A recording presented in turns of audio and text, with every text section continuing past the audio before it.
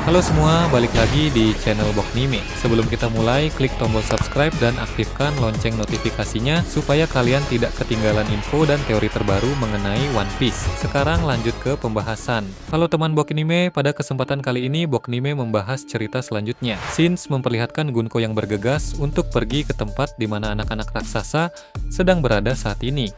Meski ada beberapa anak yang sudah berhasil diselamatkan, tapi ada juga anak-anak yang masih berada dalam bahaya. Anak-anak yang berada dalam bahaya itu masih berada di bawah pengaruh dan kendali dari para Ksatria Suci. Di Elbaf memang berjumlah sangat banyak, sehingga menyelamatkan mereka semua terbilang cukup sulit. Walau mereka sudah terbangun dari tidur, tapi anak-anak raksasa itu tetap berjalan secara otomatis menuju ke tempat yang telah ditentukan. Gunko yang tadinya berada di tempat persembunyian, kini sudah muncul di tempat itu, dan segera mengambil salah satu anak raksasa secara acak. Anak yang ditangkap olehnya itu bernama Ronia. Gadis itu kemudian dibawa oleh Gunko ke tepi tebing, sehingga anak-anak lain di sana langsung menjadi panik.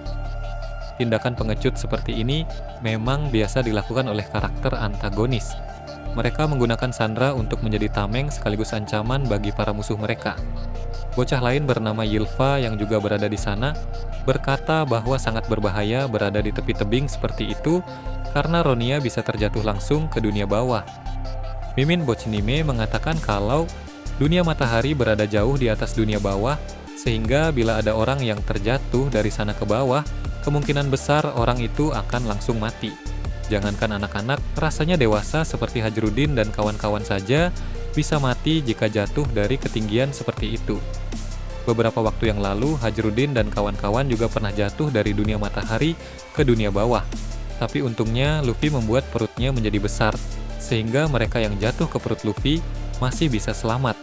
Meski sang gadis yang dijadikan Sandra oleh Gunko yang bernama Ronia itu berada dalam bahaya besar, dia dengan tenang meyakinkan yang lain bahwa semuanya akan baik-baik saja. Belum diketahui bocil raksasa Ronia ini memang benar-benar berani seperti Kalen atau tidak, atau dia hanya menyembunyikan ketakutan itu untuk menenangkan teman-temannya di sana. Yang jelas, sikap dari Ronia di sini terbilang sangat membanggakan. Dia tidak menunjukkan rasa takut meski nyawanya sedang terancam. Sementara itu, Gunko memberitahu Somers bahwa anak pertama siap untuk dijatuhkan.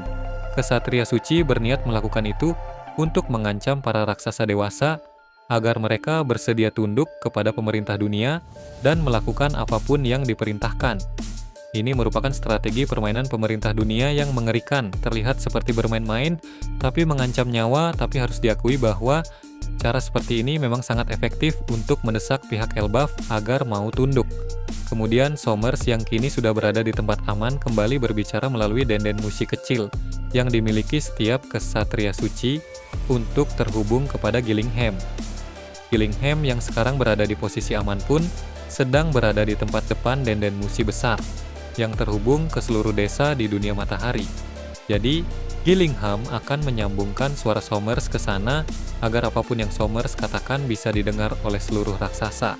Somers pun mulai berbicara dengan bilang dia ingin mendapatkan jawaban yang sungguh-sungguh dari Jarul dalam waktu 30 detik saja. Apakah Jarul memang ingin menolak permintaan Ksatria Suci atau menyetujuinya? Jika Jarul menolak atau tidak memberikan jawaban dalam waktu yang sudah ditentukan, maka akan ada satu anak raksasa yang dijatuhkan dari tebing. Somers selalu menambahkan, jika Jarul ingin anak tersebut selamat, maka segera hancurkan sekolah walrus dan bakar perpustakaan burung hantu. Ksatria Suci yang selalu saja mendapat halangan, belum bisa membakar sekolah walrus dan juga perpustakaan burung hantu. Jadi mereka ingin menyuruh para raksasa saja yang melakukannya. Didorong dengan sebuah ancaman agar mereka mau. Para raksasa dewasa yang mendengar pengumuman itu pun menjadi terkejut. Mereka bilang Satria Suci sudah gila karena ingin perpustakaan dimusnahkan. Padahal ada begitu banyak teks penting di sana yang telah diwariskan selama ribuan tahun. Perpustakaan burung hantu menyimpan berbagai literatur berharga, baik itu yang sudah ada di Elbaf sejak lama seperti kitab Harley, maupun buku-buku lain yang dibawa oleh Saul dari Pulau Ohara dulu.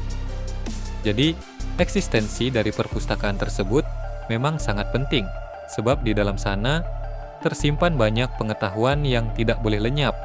Mimin melihat keadaan di kalangan raksasa itu menjadi cukup kacau. Di sana terjadi perdebatan yang terbilang cukup rumit. Walau sebagian orang tidak sudi jika perpustakaan burung hantu dibakar, tapi sebagian lain juga sangat memikirkan keselamatan dari anak-anak raksasa yang sedang disandra. Bila mereka tidak menuruti permintaan kesatria suci, dapat dipastikan bahwa orang-orang itu akan berbuat nekat dan membahayakan anak-anak tersebut. Sementara para raksasa masih berdebat, cerita memperlihatkan tempat di mana Robin dan Chopper sedang berada saat ini. Sang arkeolog dalam bajak lot Rami itu bilang kepada Chopper bahwa dia tidak bisa terus bersembunyi saja. Robin ingin segera keluar dan mulai ikut bertarung karena dia yakin itulah tindakan yang paling dibutuhkan untuk situasi sekarang ini. Robin tidak bisa terus menahan diri sementara para kesatria suci berbuat sesuka hati. Jadi dia memutuskan akan mulai menyerang. Kemudian tempat Nami dan yang lain juga diperlihatkan. Di sana, Nami merespon informasi tentang kesatria suci yang menyandera raksasa demi mengancam pihak Elbaf.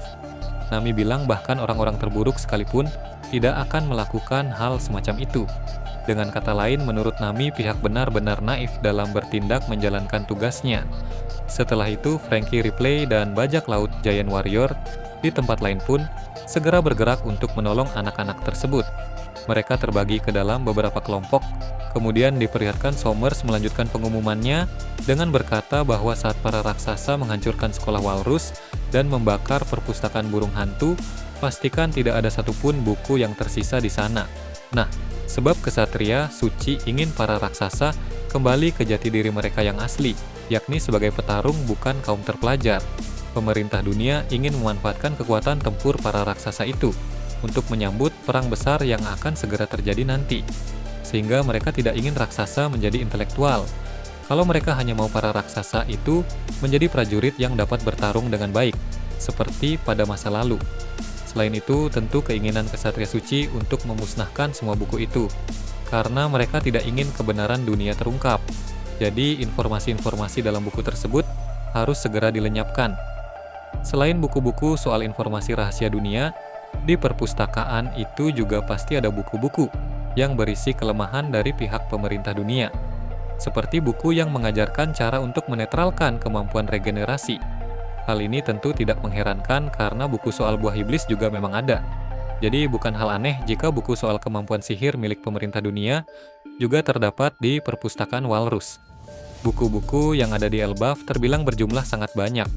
Jadi belum semuanya sempat dibaca oleh Salu dan para raksasa di Elbaf. Namun cepat atau lambat, buku itu pasti akan mereka baca. Sehingga sebelum semuanya terlambat, kesatria suci ditugaskan untuk memusnahkan buku-buku itu. Sementara Somers berbicara, tiba-tiba Robin memakai teknik bernama status bunga untuk menyerangnya secara mendadak. Teknik itu memunculkan tangan-tangan yang dengan cepat menghantam wajah Somers. Hal tersebut membuat sang kesatria suci itu langsung jatuh tergeletak. Tak berhenti sampai di sana, Robin menciptakan 4 tangan lagi untuk menarik leher Somers ke belakang, membuatnya mengalami cedera yang sangat parah. Meski berhasil membuat Somers menjadi seperti itu, tepat seperti perkataan para raksasa, si Somers ini pun segera meregenerasi tubuhnya. Maka Robin tahu bahwa teknik serangan tadi belum cukup untuk mengalahkan Somers. Hal itu memang benar karena Somers langsung pulih kembali dengan instan.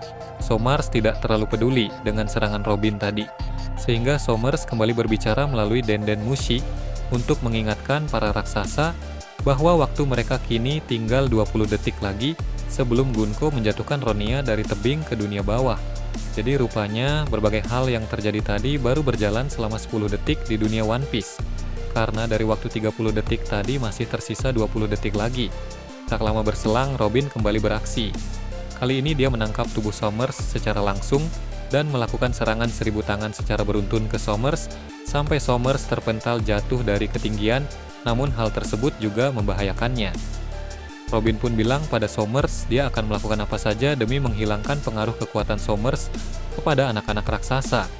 Karena jika kekuatan Somers itu lenyap, maka anak-anak tersebut akan bisa diselamatkan.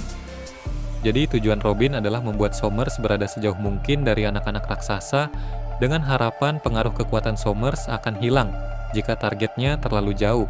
Tapi tentu kekuatan kesatria suci tidak sesimpel itu. Somers pun segera menyerang Robin di udara. Dan dari sana terungkap bahwa ternyata yang menangkap tubuh Somers dan melakukan serangan 1000 tangan secara beruntun ke Somers sampai Somers terpental jatuh dari ketinggian. Tak heran Robin nekat melakukan hal ini karena benar saja, sampai ujung dahan pohon Adam sampai runtuh sebagian akibat serangan Robin ini. Melihat dari kekuatan Robin ini, ternyata terlihat yang melakukan serangan beruntun tadi bukanlah dirinya yang asli, namun teknik klon yang melakukannya. Tidak menyia-nyiakan waktu, Robin langsung menolong Nami, Usopp, Brook, dan Jinbe. Setelah Somers berhasil mengalahkan klon Robin tadi, dengan santainya dia kembali bicara melalui Denden Mushi untuk mengingatkan Jarul bahwa waktu mereka tersisa 10 detik lagi. Sudah 20 detik berjalan sejak pengumuman Somers dimulai. Gunko pun menghubungi Somers dan bilang biarkan para raksasa itu mendengar suara dari anak-anak. Kemudian terdengar Ylva yang merupakan cicit Jarul mulai berbicara. Dia bilang dia menyukai sekolah walrus, para guru, teman-teman, dan perpustakaan burung hantu. Jadi dia tidak ingin semua itu hancur. Sehingga Ylva meminta Jarul yang merupakan kakek buyutnya untuk tidak mengkhawatirkan dirinya. Meski berkata seperti itu, tapi Ylva sebenarnya ketakutan dan mulai menangis. Somers selalu menghitung mundur sehingga Jarul menjadi semakin panik. Pada akhirnya dengan berat hati, Jarul memerintahkan para raksasa untuk menghancurkan sekolah walrus dan membakar perpustakaan burung hantu. Alasan itu terjadi karena keberatan akan nasib anak-anak. Setelah itu, Somers pergi ke tempat tubuh Robin yang asli, di mana Robin sedang membebaskan teman-temannya. Somers pun kemudian mencoba menangkap Robin lalu bersiap untuk melancarkan serangan kepada wanita itu. Tapi untung saja Skopper Gaban muncul pada saat yang tepat. Dengan cepat, Gaban menebas tangan kanan Somers memakai kapak berlapis haki, sehingga tangan Somers itu seketika langsung putus. Somers berteriak mengerang kesakitan, karena serangan Gaban ini benar-benar berbedar dari biasanya. Jadi kini Somers sudah menjadi buntung permanen. Gaban memang mengetahui kelemahan dari kekuatan regenerasi. Jadi, merupakan hal yang mudah baginya untuk mengalahkan bahkan membunuh Satria Suci sekalipun. Somers pun terkejut dan berkata kepada Gaban lama tidak berjumpa. Tentu alasan Somers mengenal Gaban itu karena mereka pernah bertemu saat di insiden God Valley 38 tahun yang lalu, di mana keduanya saat itu masih sangat muda.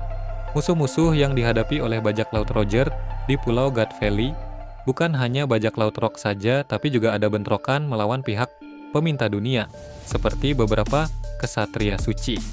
Nah, dalam pertempuran itulah Roger, Rayleigh, dan Gaban bisa mengetahui kelemahan dari regenerasi para kesatria suci. Kemudian mereka juga memberitahukan itu kepada seluruh kru bajak laut Roger. Jadi bisa dibilang semua kru bajak laut Roger mengetahui kelemahan dari kekuatan regenerasi. Tanpa peduli dengan perkataan Somers barusan, Gaban bergerak dengan cepat dibantu kekuatan hakinya.